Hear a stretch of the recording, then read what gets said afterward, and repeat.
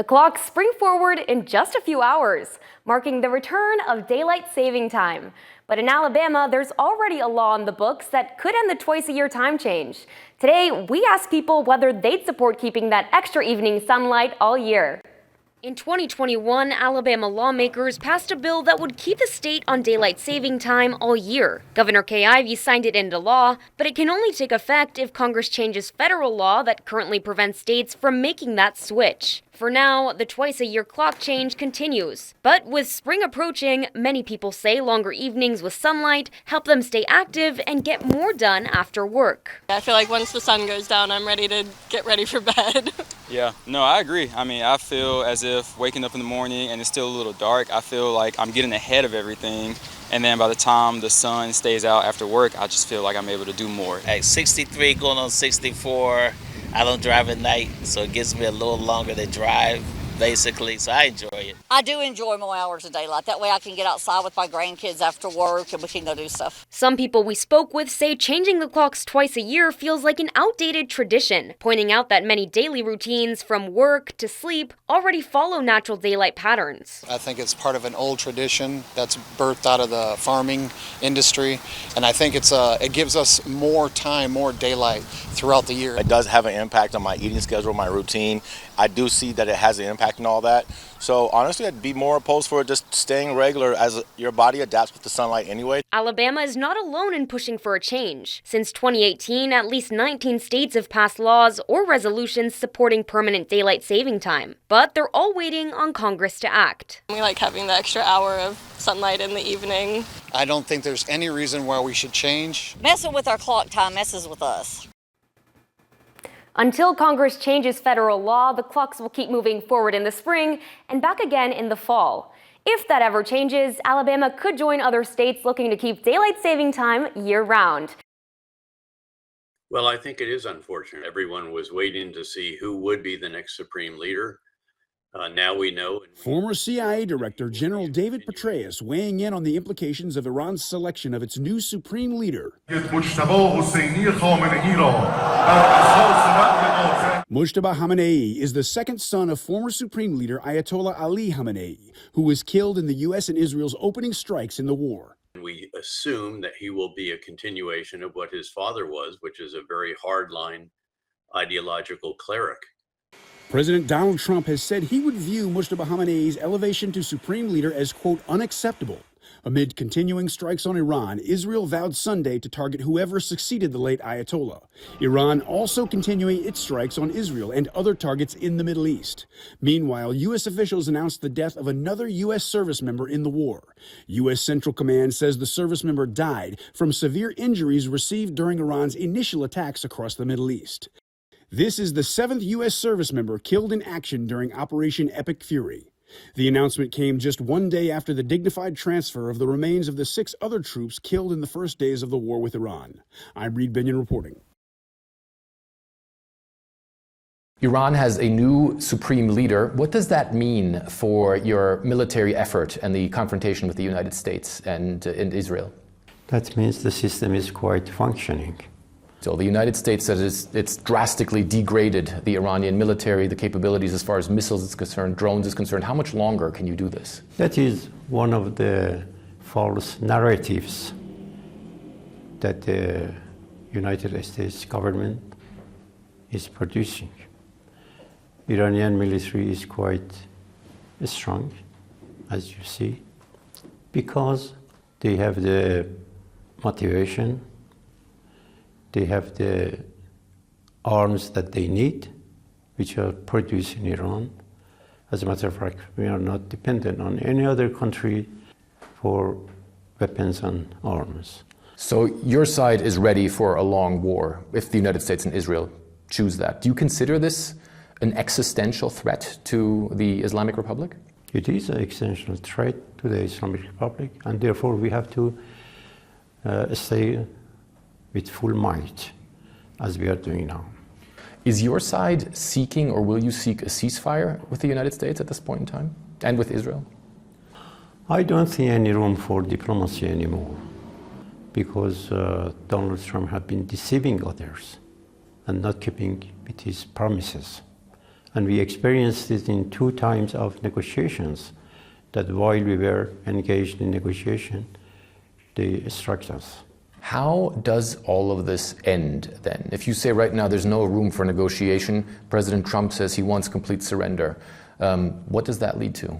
There's no room unless the economic pressure would be built up to the extent that other countries would intervene to guarantee this termination of aggression of Americans and Israelis against Iran. Finally, what is your message to President Trump as we sit here, as the war is going on? That means that what is important for us is the end of this game. And we are ready to continue that game. The end of this game, you mean how this war will end? Yeah, the end of the game would be the time that Americans and Israelis would come to this understanding that this strategy is not working. And they have to stop their aggressions against Iranians.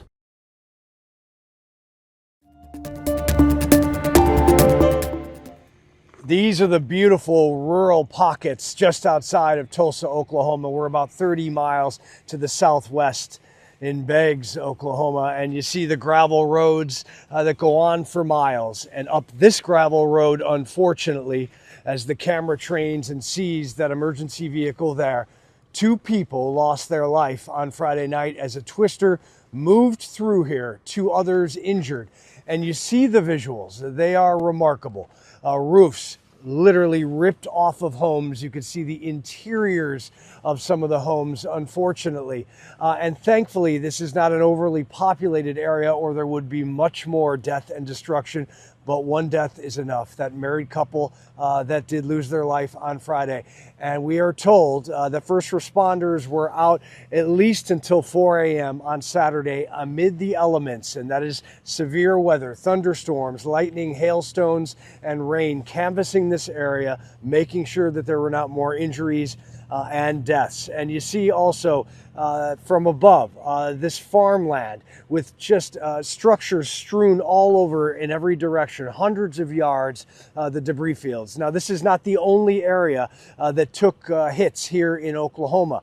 To the west on Thursday, western Oklahoma, a mother and daughter killed by a tornado. 4 total dead in the state of Oklahoma. And in Tulsa, just north of the downtown, you see this neighborhood that is just ripped up with trees uprooted onto vehicles and homes, and people out there trying to remove all that debris, chainsawing the trees, getting that out of there, shoring the roofs up that were ripped off of businesses and homes.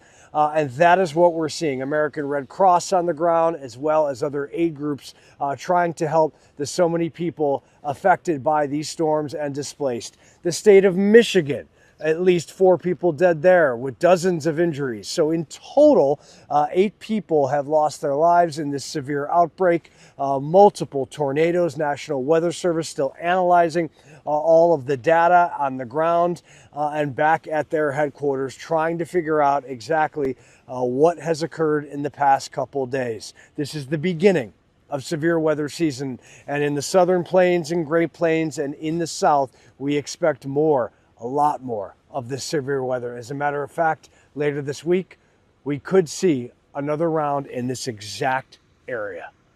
In Oklahoma, Robert Ray, Fox Weather. I can confirm this morning that this is being investigated as an act of ISIS-inspired terrorism. The suspects here, Amir Balat and Ibrahim Kayumi, are going to be prosecuted in federal court here in Manhattan, and a complaint will set forth criminal charges and the factual allegations supporting those charges.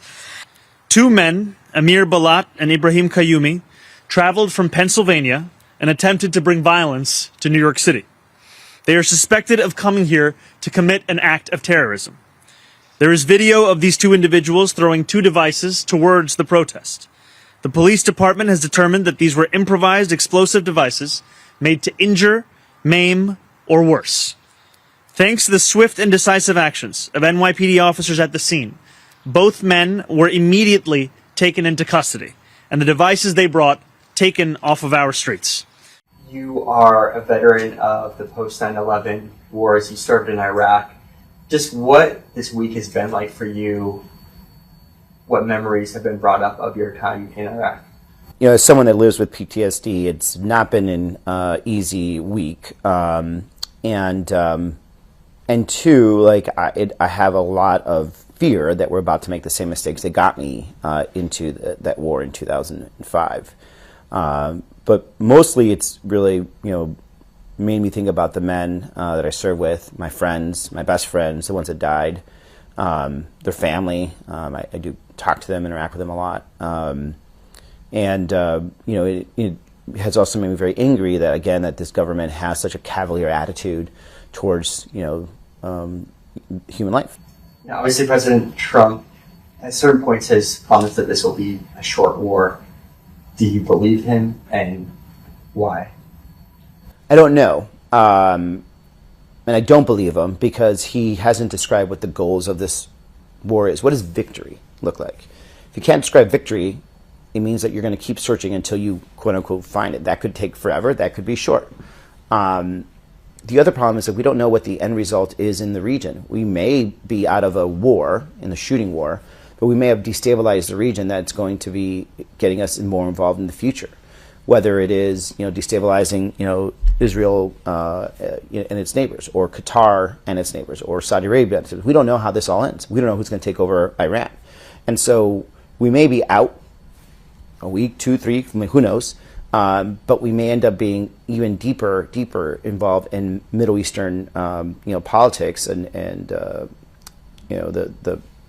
drama, I would say, in that area that I think a lot of us have been hoping that we could actually just, start exiting ourselves from. Tankers and oil depots in Tehran surrounded in thick, dark smoke Sunday, following a series of overnight U.S. and Israeli airstrikes. This was one of Iran's largest fuel storage facilities, and it's the latest example of how the war in Iran is disrupting the global oil supply. This could end tomorrow. This could go on for another couple of months. Mason Hamilton with the American Petroleum Institute says as long as this violence continues, gas prices will remain high. Sunday, prices for a gallon of regular gas jumped to $3.45. That's 47 cents higher than last week, according to AAA, and drivers are feeling the pain at the pump. It's ridiculous. I'm just barely, trying to get by with, putting 20 in, but that's not going to last all week. This time-lapse graphic shows how traffic through the Strait of Hormuz has slowed dramatically since this war began, as vessels worry about escalating violence. Roughly 20 million barrels of oil pass through this key waterway every day. That's roughly 20% of the world's oil supply. Gas prices likely continue advancing. Oil prices will likely keep climbing until that oil can move again. The Trump administration, though, says they're not concerned about the surge in gas prices. We want it back below $3 a gallon, and it will be again before too long. Diesel prices are also surging, up 84 cents a gallon from last week. Many experts say that could have a stronger impact on the global economy since trucks rely on diesel to transport goods. I'm Jen Sullivan reporting. I think tourism will slow down a lot. That's Rex Klein's prediction if the airlines decide to pass along the cost of surging jet fuel prices to consumers. Amid the ongoing conflict in Iran, the Strait of Hormuz, a key Middle East trade route for oil, has been effectively closed, sending oil prices spiking.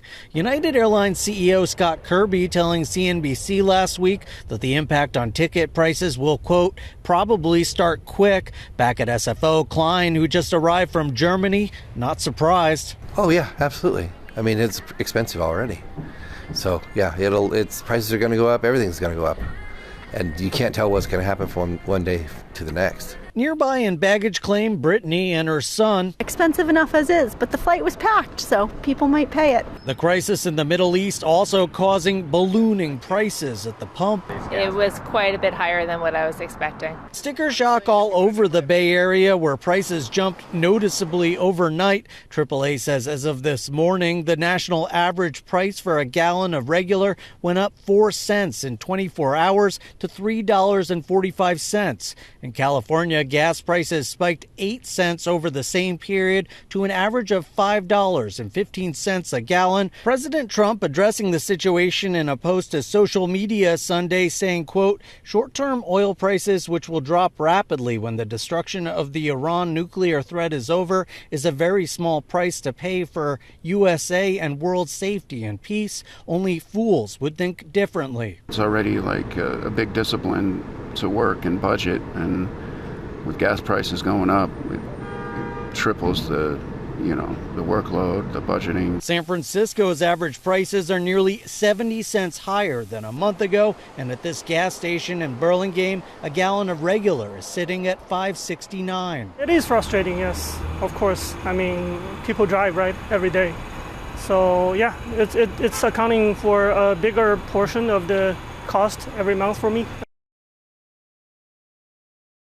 They need to get it fixed. This is not acceptable. Travelers across the country are facing major disruptions as the DHS shutdown drags on. Security lines stretched back 2 to 3 hours in cities like Houston and New Orleans, where staffing shortages are slowing the screening process, causing passengers to miss their flights. We came like 2.5 hours earlier, but I think we should have gotten here perhaps 5 hours. At this rate, we just literally made it back into the building, and this is crazy. TSA officials are now warning the disruptions could spread to other hubs just as spring break travel ramps up, with a record of 171 million passengers expected to fly to their destination this year. The anxiety you feel of being stuck in line and dealing with people, like, hey, this needs to get resolved. DHS is blaming the disruptions on Democrats. They're still refusing to budge on a funding resolution until major reforms are made centered on immigration enforcement. We are in a shutdown right now because we have a rogue and reckless organization. Republicans on Capitol Hill are pushing back on that narrative, claiming Democrats are playing politics with national security. Why aren't we funding the Department of Homeland Security so people can travel freely, so we can have commerce, so people can go? This is a direct shot at the American people. About 50,000 airport screeners have been working without pay, and this week will be their second missed paycheck in a row. In Dallas, Brooke Taylor, Fox News. Brain health is multidimensional. There are many beneficial activities that one might engage in, and cognitive enrichment is one of those. So cognitive engagement can be thought of as lifelong learning. So we are talking about activities that involve reading, writing, going to the library, learning a second language. The studies show that people who were engaging in more cognitive enrichment had a slower rate of cognitive decline, had a lower risk of dementia, and when dementia happened, it was delayed. We looked at childhood, at midlife, and at late life, and we saw some benefits at every life period. They kind of like stretch your brain, your thinking, you're using your different cognitive systems in the brain. So it's not just one activity, it's more about finding meaningful activities that you might be passionate about rather than just singling out one particular activity. I think about my grandmother made art at her local community center until the end of her life, and I think that kept her really engaged with her friends and her community, but also with working with her hands, and you find strength in your body that you didn't know was there. There are those two components of focusing your brain, using your hands, which is a different kind of knowledge than reading or writing. And then there's the social thing. I mean, I think I come here as much for that as for the making. When we're looking into cognitive resilience, we look at things that generally protect the brain, and they could be cognitive activities, physical activities, social engagement. It's not just running or walking, which of course is very good for the brain, but it's exercising with a social aspect. So yeah, I feel very lucky to be able to play. This world is intricately stitched together, boys. Every thread we pull, we know not how it affects the design of things. The Academy Awards have gotten more international in recent years. One of Train Dream's 4 nominations is for its Brazilian cinematographer, Adolfo Veloso.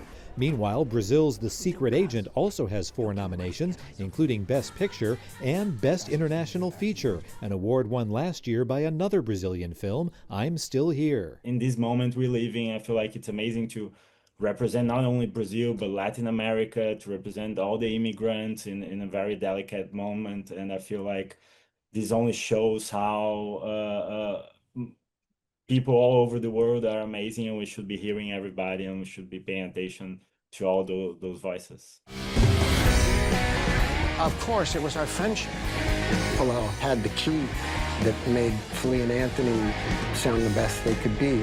The Red Hot Chili Peppers' first guitarist, Hillel Slovak, gets his due in The Rise of the Red Hot Chili Peppers, Our Brother Hillel. The documentary looks at how a childhood friend helped shape the Rock and Roll Hall of Famer's sound. The film debuts March 20th on Netflix. In Hollywood, I'm David Daniel.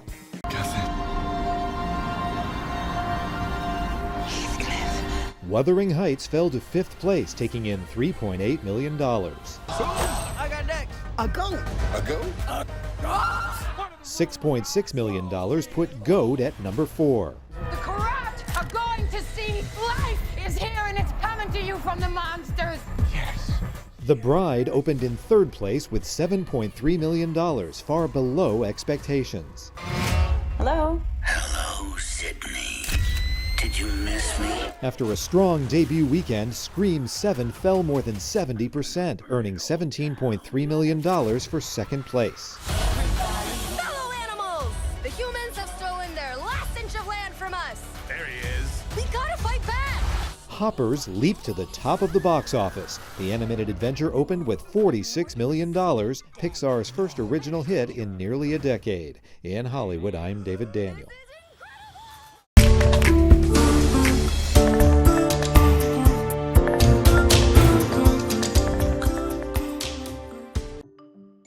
A world-famous fresco in the Vatican's legendary Sistine Chapel is getting its first cleaning in more than 30 years, and the reason why may surprise you. A press release from the Vatican Museum says Michelangelo's The Last Judgment, a massive fresco behind the chapel's altar, is undergoing its first cleaning and restoration since 1994 after a buildup of whitish residue left the vibrant work's colors dulled. Restorers say that residue was caused in part by the breath and sweat of the millions who visit the chapel each year. That circulating acidic moisture created microparticles on the work's surface, resulting in a buildup of calcium lactate. Now, a technique involving deionized water and thin paper is being used to carefully restore the fresco to its former brilliance. The artistic talents of some British youngsters are being used to help foster a critical and super cute penguin ritual at a UK zoo. Every year, penguins at the Edinburgh Zoo select and deliver pebbles in a sort of gift-giving nesting ritual to win over potential mates. To spruce up the ceremony, kids from a local hospital hand-painted around 1,000 stones, and the penguins seemed suitably tickled pink, along with many other colors. The zoo says it's the 4th year of this creative collab, which they say helps the kids stay connected with nature, even during a tough hospital stay.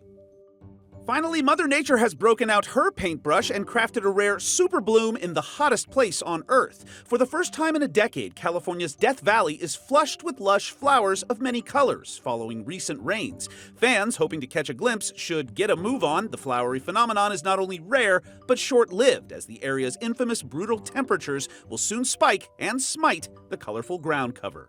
For Take a Look at This, I'm Jeremy Roth. He's a bit of a local celebrity. Tonight, Toll House turkey troubles. He's kind of friendly, kind of not. This pet turkey named Otis has quite the mood swings. Some days he's happy to see you. Come here, you're okay. Whoa! Other days he will come at you. And if you're a man, you may want to watch out. He definitely can smell testosterone in a man, and he will go after a man. Mainly he'll go over there for the attention, because they'll be talking about him and making noises at him. So he'll want to talk back to him, and then they'll get, talking about him and get down low and to get him to come over, and he'll go running right over there. And then they get nervous or scared. And especially if it's a group and it has men and women, he'll want to separate the men from the women. He can be so feisty, there are even signs warning you about Otis. We just try our hardest to not have him go across the street to the store because he'll make that a habit. And they get a little concerned about him attacking their customers or not letting the customers out of the door. He'll block the door. The owner of Otis, Brooke Harper, says she received him as a gift from her husband. Cody! And what a surprise he turned out to be. He will jump up and attack you with his wings and bite at you if he's in the mood to, but not like really vicious, but I'm sure it's scary to some people. If you find yourself in Toll House, you're welcome to meet him. They're more than welcome to come see him, and his name is Otis. He'll come right over to you. Their body, certain things shut down in a certain way to allow them to sleep that long. I think it just takes a little while to get everything going again. So they definitely come out half asleep still, sort of plodding along. They're there, they want food, but like they'll quite happily snooze for a bit in the paddock. So yeah, it definitely takes them a while to get everything going again. They do have their nice playful moments where they suddenly like they sleep 1 minute and then they'll be up wrestling and running around and then they go, oh, I'm exhausted. But they do go to sleep for at least sort of 4 months, we find, in captivity for us. Depending on where they are can depend how long that sleep is. So obviously in the wild, when they're in their natural habitats, they could have longer periods of much colder weather, so they might sleep longer for that winter. And some captive places that are in colder regions might find that they have a longer sleep. So whilst that is a very natural behaviour for them to do, so they're still driven to do it, it's definitely not a true reflection to what their wild counterparts were doing, and it's not as intense for us anyway.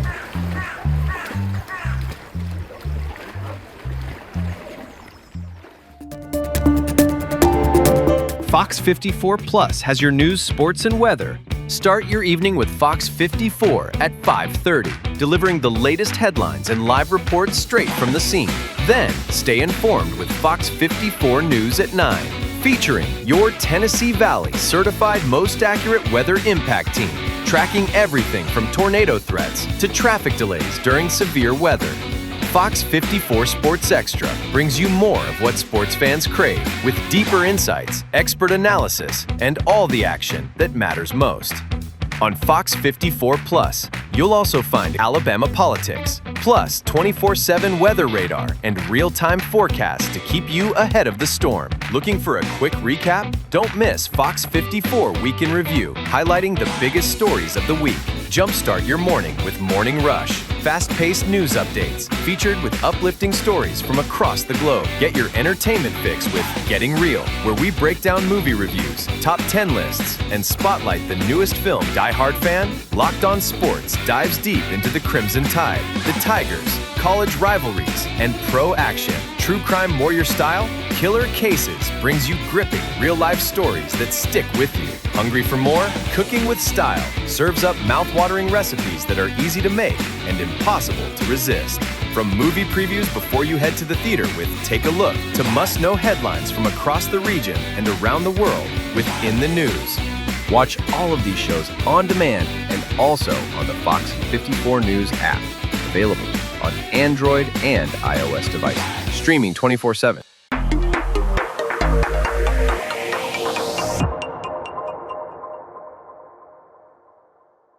Did you know that you can get weather impact updates 24/7 on Fox 54 Plus? Here's how.